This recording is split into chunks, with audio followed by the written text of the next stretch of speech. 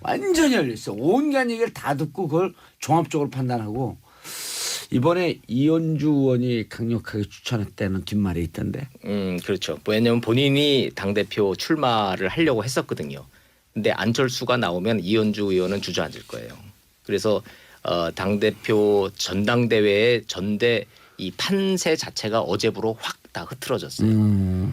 이게 지금 이제 현역 문제는 이제 어떻게 돼 있냐면 안철수 의원의 이제 고민은 전 대표의 고민은 현역들은 다 나오지 말라 그러고 원외 지역 위원장들은 전부 나오라 그러고. 이렇게 지금 김종회 돼 있어요. 위원장은 나오지 말라 그러는데요. 아 물론 이제 대다수가 그렇다는 얘기예요. 대다수가. 예. 그런데 지금 이제 전당대회 룰이 80대 20이란 말이에요. 당원 투표가 80%고 여론조사가 20%이기 때문에 당원들은 다 현역들이 잡고 있잖아요. 잡고는 있지만 대체로. 1인 1표거든요. 예. 현역이라고 뭐 표를 더 주는 게 아니라 아니, 현역도. 현역들이 자기 지역구 당원들. 네. 에 대한 영향력이 크니까. 그럼에도 불구하고 안철수 전 대표의 인기나 인지도나 정체성 여러 가지를 고민해 보면 나오면 승산이 있다고 지금 판단하고 있는 거예요. 그렇죠. 알겠습니다. 우리 전문가분들 모시고 말씀 듣는데 샵 1035 단문 50원 장문 100원 샵 1035 자 불타는 금요일 불타는 문자 빵빵빵 알려주시기 바라겠습니다. 625님 봉도사님 반가 6673님 봉도사님 귀화가시가 도칠까 봐 오늘도 청취 중 휴가 갔다 와서 일하면서 몰래 듣고 있어요. 오늘도 기대돼. 사장님께 이런 정치쇼를 들으면 우리 회사가 발전하니 공개적으로 들을 수 있게 해주십시오. 그러니까 만약 사장님께서 거절한다. 사표를 내고 나오는 게 아니라 내가 오늘부로 사장을 해고하겠노라. 좀 이건 잘리면 내 탓인데. 그냥 이어폰 꽂으시면 안 되나요? 이어폰 꽂아도 뭐라는 사람도 있어요. 일하는데 왜 이어폰 꽂고 하냐고. 그건 거의 인권 침해 수준인데. 이강준님 매일 기다리는 정치쇼 오늘도 속 시원하게 풀어주세요. 임광일님 정치쇼 팬입니다. 자 손수호 변호사님. 네. 왜 문재인 대통령과 트럼프 네. 이 긴급한 상황에서 물론 휴가 와중이지만 네. 그래도 말레이시아의 인도네시아인가요? 인도네시아요. 잠수함 파는 그 국방장관 예방하고 그랬잖아요. 네. 왜 트럼프하고는 전화를 안 했을까요? 다 때가 정해져 있는 거 아니겠습니까? 지금 뭐 이미 꼭 사람들이 이제 아베하고 통화한 걸 비교하거든요. 대통령끼리의 전화 통화는 예. 지금 현재 한미 관계를 보면 당연히 할 수 있는 거고 예. 해야 되는 일인데 지금 굳이 그게 필요하냐?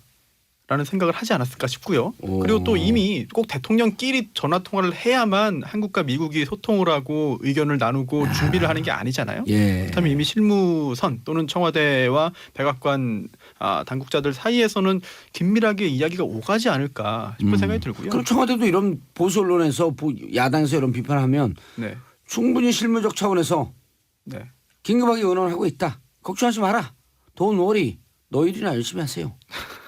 그 마지막 말까지 하면 안 될 것 같고요. 예. 근데 사실 이 부분은 원 기자님께서 또 우리나라 최고의 또 전문가 아니십니까? 아니 그래서 청와대가 이례적으로 지금 화상 회의를 공개한 사실을 공개를 좀 했잖아요. 한미일 안보 수장들이 지금 화상 회의를 했단 말이에요. 안보실장들이. 예, 정의용 안보실장하고 맥베스터 백악관 안보보좌관 그다음에 소타로 일본 국가안전보장회 사무국장 셋이서 이제 화상 회의를 하다 보니까 이제 1시간 넘게 걸렸단 말이에요. 그런데 이 화상 회의를 왜 이걸 공개를 했겠어요? 코리아 패싱이다. 왜 한미 간에 정상들끼리 전화 통화 안 하느냐 가지고 지금 야당과 보수 언론에서 지금 자꾸 그 얘기가 나오니까 코리아 패싱 없다. 우리 실무선들에서 이렇게 면밀히 지금 다 준비하고 있다라는 거를 보여주기 위해서 이 화상 회의 상황을 지금 딱 공개를 지금 한 거예요. 근데 그 내용만 놓고 보면 또 야당에서 또 공격할 만한 빌미가 좀 있어요. 자, 그거 좀 들여다볼 필요가 있는 거예요.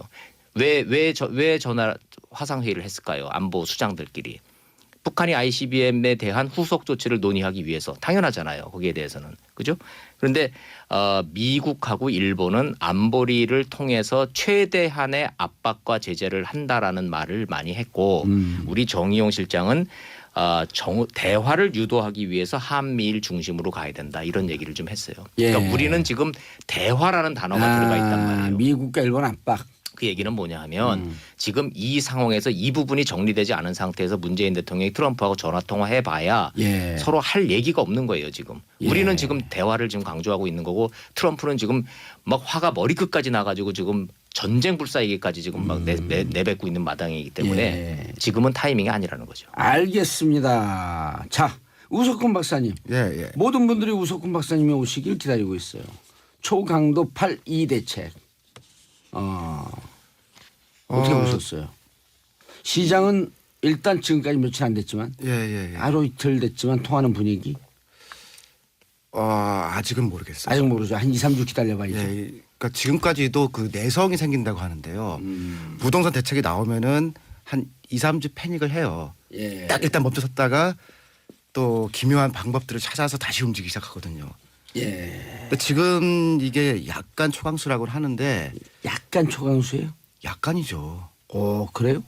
그러니까 제일 큰 건 뭐냐면은 집 많이 가진 사람들한테 집을 팔거나 예. 아니면 임대주택 사업자로 등록을 해서 예. 틀 하나 들어와라 그런 거 아니에요. 근데 이게 완성이 되려면은 이 월세나 전세에 대해서 임대소득 과세를 할 수 있거든요. 예. 근데 지금 이게 내년부터 하게 돼 있는데 너무 약해요. 그러니까 2천만 원 밑은 다 빼주거든요. 그러니까 1년간 이제 뭐 연수익이. 월세 받은 게. 근데 그것도 지금 60%까지는 경비로 빼줘요. 그리고 뭐 400만 원 빼주고. 그리고 나면 실제로 월 100만 원쯤 받는데 내는 세금이 얼마 안 되는 거예요. 그리고 이것도 또 상당히 도망갈 수 있고. 근데 만약 이거를 제일 큰 문제는 지금 분리과세도 한다는 거거든요. 그러니까 봉도사님 적어내시죠. 그 종합소득. 예. 종합소득 낼 때 이 월세 수입은 그거랑 합치질 않고 따로 하겠다는 거예요. 박근혜 때 이제 만들어놓은 지금 예. 법안이. 그런데 사실은 소득이잖아요, 자기. 소득세와 임대소득세를 분리하겠다. 분리과세하게 돼 있어요. 분리과세하게 돼 있다. 네, 내년부터 시행을 하는데 예. 그걸 분리과세를 하지 않으면은 전체적으로 이제 이 임대소득은 조금만이라도 예. 세금이 늘 거 아니에요. 그렇죠. 누중이 되죠. 예, 그러니까 보유하고 있는 동안에 보유세를 손을 댈 게 아니라 임대소득세는 사실 불로소득 아니에요. 월세, 전세 이런 거. 거기에 대한 지금 세금을 어떻게 할 거냐. 이게 지금 요번에 빠졌거든요. 그러니까 자, 그럼 나는 돈이 많으니까 안 팔겠다 하고 버티잖아요. 예. 그럼 임대소득의 세금을 좀 과세를 많이 하자. 이렇게 하자는 거 아니에요. 지금 있는 거에서 분리과세는 편법으로 도망갈 수 있게 해놓은 것들을 분리과세는 도망갈 수 있게 해놓은 건데 네. 종합과세로 그냥 바꿔버리자. 정상적으로 하자 이거예요. 이를테면은 우리 노동소득에 비해서 예. 월급에서 떼는 거에 비하면 지금 임대소득은? 임대소득이나 그다음에 증권 거래하는 그런 자본소득이 너무 과세가 덜 되고 있거든요. 근데 그 중에서 임대소득은 지금 현황 파악도 제대로 안 된다는 거 아니에요. 그러니까 만약 요번에 그 분리과세하는 거에 대해서 뭐 종합과세 하겠다. 그리고 몇 가지만 시그널을 보냈으면은 버텨도 나중에 네가 받는 월세에서 결국은 다 세금 낼 수밖에 낼 없으니. 거다라고 하고 같이 나갔으면 사실은 요번에 계산을 해야 되는데 몰라서 안 했을까요? 아니면은 일부 그것까지 가면 너무 초강수돼서 안 했을까요? 아니 그거 내에서 일단 유율이나 이런 금액은 일단은 두고 예를 들면은 분리과세 하는 거를 종합과세를 하겠다. 그 정도만 바꿔도 이게 시스템이 갖춰지는 거거든요. 질문하잖아요. 그걸 왜 안 했을까? 아유 귀찮으니까요.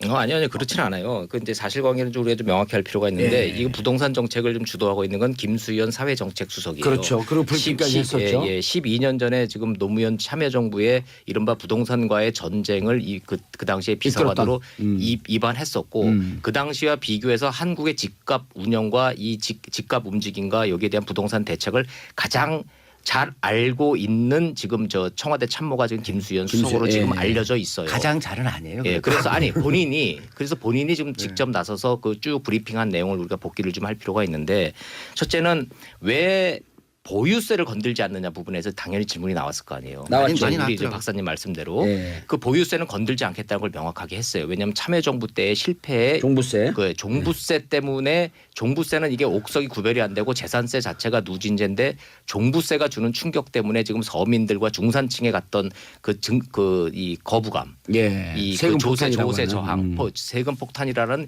이거를 피해가기 위해서 지금 건들지 않겠다는 것이고 예. 지금 말씀하신 분리과세, 종합과세 문제는 그건 임대소득은 지금 종합과세고요. 예. 지금 말씀하시는 거는 이제 전월세금에 대한 예, 이 예, 종합과세를 지금 말씀하시는 것 같은데 예. 그 부분은 지금 우리 은퇴 사업자들의 직격탄이 될 수가 있어요. 왜냐하면 지금 평생 해서 집 하나 가지고 그걸로 임대를 해서 거기에서 단돈 얼마라도 이 소득을 얻어서 생활을 하시는 분들까지 손을 대기에는 이제 현재 이제 부동산 시장의 이 단계별에 있어서 거기까지는 아니라고 좀 설명을 좀 하고 있는 거죠. 예. 아니 근데 그게 임대소득과 전월세 그 차이가 뭐예요? 임대소득 사업 흔히 말하는 임대소득이라는 거는 사업자 임대사업자로 등록을 하는 거고. 그래서 저 상가나 이런 예. 빌딩을 소유하고 있으면서 거기서 말 그대로 임대료를 받아서 하는 어허. 것이 임대소득인 것이고 예. 지금 박사님이 말씀하시는 거는 전월세. 개인이 다주택을 갖고 있으면서 전세를 주고 월세를 다 받는 갖고 그 있으면서. 소득이 예. 지금 노출이 안 돼 있다. 특히 이제 지금 돼 있는 것도 사실 큰 게 내년도에 할 게 전세는 지금까지 과세가 없었거든요. 근데 전세를 한 것도 그 비용을 이자로 계산을 해가지고서 예, 과세라가? 사실은 근데 그건 이미 하게 돼 있어요. 그러니까 내년도부터는 사실 강해지는 거니까 예.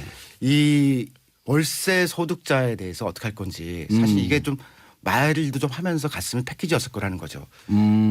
그러나 지금 그것도 근데 그 그거는- 김수현 수석이 이 얘기를 구체적으로 얘기를 해요? 네, 그 얘기를 하고 있어요. 은퇴자들에 네, 대한 네. 직격탄이다. 아, 그럼요. 오호. 왜냐하면 2006년도에 부동산 폭등 시기에 참여정부의 실패의 원인에 대해서도 진솔하게 고백을 해요. 김수현 수석이 뭐냐면 수요를 억제시키고 공급을 확대시키면은 이 집값이 잡힐 거라고 생각했다라는 거예요. 예. 그런데 그때 왜 실패했느냐? 전 세계적인 유동성 확대에 대한 개념이 없었다는 거예요. 돈이 너무 삼저 때문에 돈이 너무 많이 풀렸기 때문에 아하. 돈이 갈 데가 없어서 부동산으로 몰리면서 했다라는 근본적인 진단이 잘못됐다라고 고백을 하는 거예요. 자, 지금 이 순간도 마찬가지예요. 1200조 부동자금이 떠들고 있잖아요, 시장에. 2008년부터 미국이 돈을 찍어가지고 뿌리기 시작했단 예. 말이에요. 그 유동성의 확대가 가지고 있는 부작용이 전 세계적으로 나오고 있는데 김수현 수석도 어제 똑같은 얘기하는 거예요. 재미있는 현상은 서울의 강남의 집값이 폭등을 할 때는 서울만 오르는 게 아니에요. 뉴욕, LA, 샌프란, 도쿄, 서울, 베이징, 샹하이 대도시를 중심으로 전 세계 해서 메트로폴리탄이 다 올랐다. 메트로폴리탄이 기가 막히게 동기화가 돼서 같이 오르고 같이 떨어지는 동기화 현상이 있다는 얘기예요. 그 가장 큰 이유는 유동성이라는 거죠. 그래서 집값을 잡기는 잡아야 되는데 이 유동성에 대한 개념 없이 투기 세력과의 전쟁만 놓고 이렇게 국지전으로 이 전쟁을 수행을 하면 백전백패라는 걸 너무나 잘 알고 있다라는 거예요. 예. 그래서 지금 이 근본적으로 돈의 이 양을 어떻게 줄이느냐, 이 물꼬를 어디로 트느냐가 더 중요한 문제인 거지. 이 부동산 폭등의 요인 중에 하나인 투기 세력 다주택자들만 때려잡는다고 될 문제는 아니다. 예. 이렇게 좀 설명하고 있습니다. 맞긴 맞는데요. 그 아까 제가 하나만 더 좀 추가하고 싶은 거는 은퇴한 임대소득자가 여기 과세하면은 이제 좀 문제가 된다는 거 아니에요. 네. 생활이. 은퇴한 분들에 조세 대한 저항이 폭탄이다. 일어날 수 있죠. 네, 근데 그것도 좀 과한 게 예. 소득이 이것밖에 없다. 예. 그러면 종합소득을 해도 사실 2천만 원이잖아요, 소득이. 예. 그러면 오히려 세금 돌려줘요. 그 정도 돈이면. 2천만 원쯤 되면 월세 한 170, 80만 원, 150만 원쯤 받는 그러니까 건데 뭐 원천과- 그 정도 받는 사람은 그러니까 원천과세 한 세금 돌린다. 것들이 좀 만약에 있었다. 예. 그러니까 종합소득 그렇게 되잖아요. 한 4, 5천 돼야 이제 좀 세금을 내기 때문에. 그러니까 지금 이거야 거래할 때 무는 세금하고 보유할 때 무는 세금 중에서 보유세는 못 건드리는 거 아니에요. 그래도 그렇죠. 못 이번에는 건드리겠다. 안 건드렸죠. 했던 거지. 전월세에 대한 세는 건드릴 수 있는 거거든요. 이거는 이미 내년에 하게 돼 있고 거기에 대한 로드맵만 얘기를 해도 알겠습니다. 패키지가 된다 이거죠. 자, 안 한 거 요거 문제 있다라고 한 거보다도 나온 정책에 대해서 좀 아빠들은 어떻게 보고 있냐? 시장을 어떻게 보고 있냐? 이거 얘기해달라 했더니 잘못된 것만 지적하면 다른 분들이 어떻게 알아듣습니까? 아빠 입장에서 보면 예. 더 싼 게 낫죠 이거보다. 왜냐면 에이, 그건 아빠 입장이 아니라 그 경제학자 입장이다. 아니 저도 집 있어요. 근데 애는 둘이고 집은 한 채잖아요. 아, 느닷없이 깔때기를 들이대서 집이 갖고. 아니, 그러니까 애는 둘이고 집은 한 채다. 집은 한 채잖아요. 그럼 진짜 저는 물려줄 생각이 없지만 예. 그래도 생각을 해보면은 한 채 더 있어야 되는 거 아니에요. 그럼 다주택자가 되는데? 아니 나중에 이제 애한테 사준다고 치면은 예. 사줄 돈도 없지만